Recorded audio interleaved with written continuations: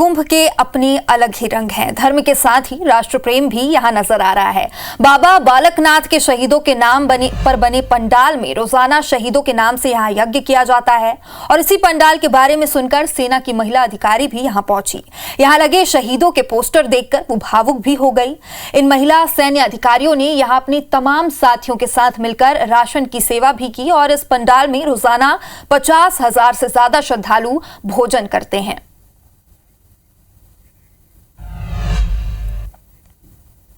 कुंभ के अपने अलग रंग हैं।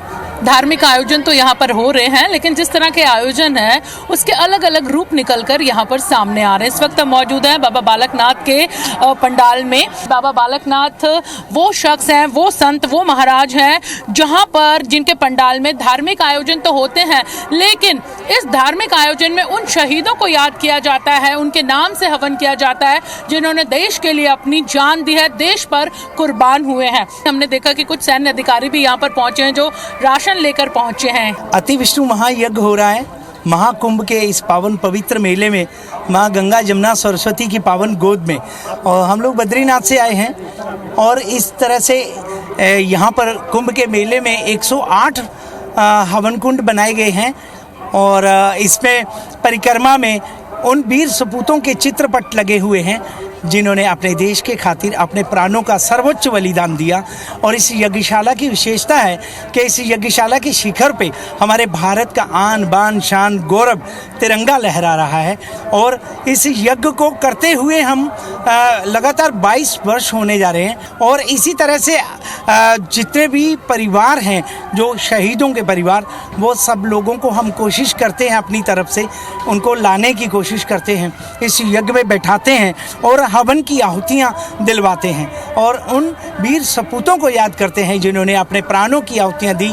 उनको याद करते हुए श्रद्धांजलि के रूप में उन्हीं को समर्पित करते हैं। ये वो पंडाल है जहाँ पर रोजाना 50,000 से ज्यादा लोग लंगर करने आते हैं, लंगर छकने आते हैं। और इस वक्त हमारे साथ कैप्टन मीरा मौजूद है। जैसे कहा जाता है ना कि महाकुंभ है जो सब कुछ अपने अंदर सम्मिलित कर लेता है, एक अनूठा संगम है। और जहाँ हम देखते हैं कि हमारे अघोरी देवताओं यहाँ पे आते हैं, हम उनके चरण स्पर्श करते हैं, उनके चरण रज के स्पर्श करते हैं। इतने प्रखंड विद्वान, इतने साधु संत आते हैं और उसमें जहाँ हम देखते हैं कि वो ऐसे आत्माएं जो राष्ट्र का रक्षण करती है, जो फौजी है, जो फौज का यूनिफॉर्म पहनते हैं, उनको स्मरण करने वाले जो है, उनके लिए यज्ञ करने वाले जो है, जो वीर गति को प्राप्त हुए, उनके परिवार को ध्यान रखने वाले, उनके लिए यहाँ इतना विशाल पंडाल बनाया गया है। यहाँ पूरा एक जो सेटअप है वो अलग से दिखता है पूरा महाकुंभ में।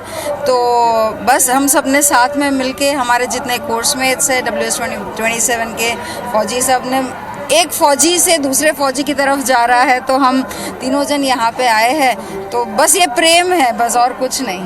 तो जो IBC 24 उनके दर्शकों को, जैसे आपने शुरुआत में कहा कि इस कुंभ में कई प्रकार के रंग हैं, तो त्रियोग की जब हम बात करते हैं, कर्मयोग है, ज्ञान योग है और सबसे अंतिम और उत्तम है भक्ति योग। और भक्ति योग है वो प्रेम से रिलेटेड है और सबसे बड़ा प्रेम अगर कोई है तो जो हमने समझा है एक फौजी परिवार में रहकर, वो है राष्ट्र प्रेम।